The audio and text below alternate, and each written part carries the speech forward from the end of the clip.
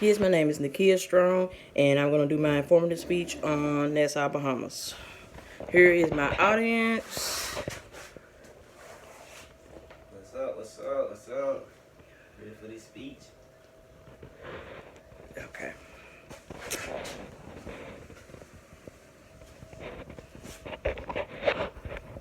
Ooh, can't see my face. Glare. Come on. You got to blur it light.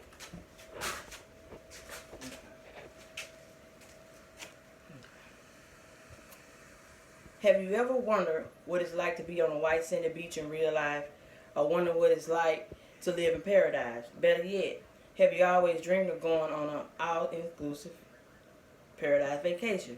Well, if you have, you're not alone. Today I will be telling you about Nassau, Bahamas because a lot of people have always dreamed about going but never do because they think it's too expensive. But it's not. It all depends on how you get there and planning. I've been to Nassau once and I've been trying to get back there ever since. So I feel like I can share my experience and some facts that I have researched. Along with sharing my personal experience, I will also share some historical and cultural facts. So set your imagination free and take this trip with me. I will be discussing some history about Nassau, about how Nassau got its name, and other historical facts. I will be discussing, while researching Nassau, I learned a lot of interesting facts. As stated in Britannica Encyclopedia, Nassau originally called Charlestown, capital of Bahamas, West Indies. It is a port city on the northeast coast of Providence Island.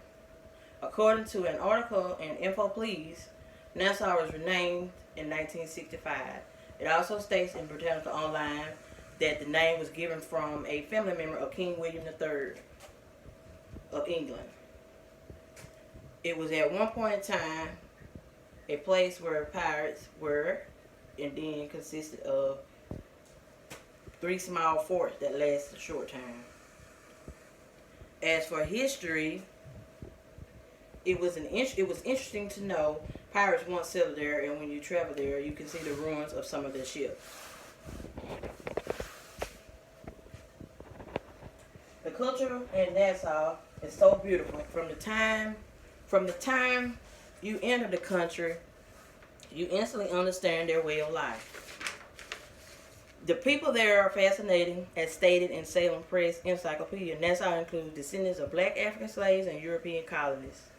Most of the population is black, and a small percentage of other races. Majority of the Caucasian Nassavians are English, Irish, and French descent. Also from the Salem Press, majority of the population there are Protestants, and there are a small percentage of other religions also. Most of the people there are English speaking.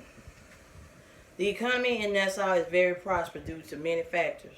Every day, 3 to 4 cruise ship docks in Nassau with more than 2,000 people on them ready to explore the island and spend money. According to Salem Press Encyclopedia, tourism banking accounts for majority of the wealth in the city. Most of the food they have there is imported, except for the fruits that grow in their climate. Even the electricity there is imported. Yeah, it was a shock when I found out this. Now that I covered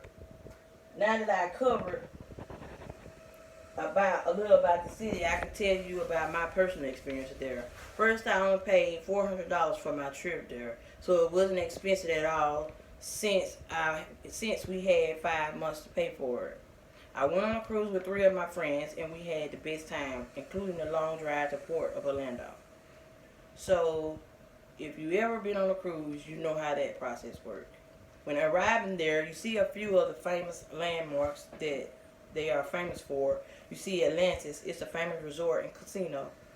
When we finally got off the ship, we walked to the straw market and took a sightseeing tour with the cab driver, and he was hilarious. He took us to the not so rich side, where you buy the good souvenirs, and if you are not careful, they will try to cheat you out of your money. Had one guy to try to sell me a bag of 50-cent chips for $5. We went to Cable Beach, and we stayed there until it was time for us to get back on the ship. In conclusion, I enjoyed my short stay in Nassau and my cruise. When I was there, They were recovering from Hurricane Matthews, and it was a sight that make you appreciate the things that we take for granted in the U.S. I then understood their drive and hustle to survive. So if you're thinking about going, make it happen because it's so much there to experience. Don't let your dreams be your dreams. John Johnson.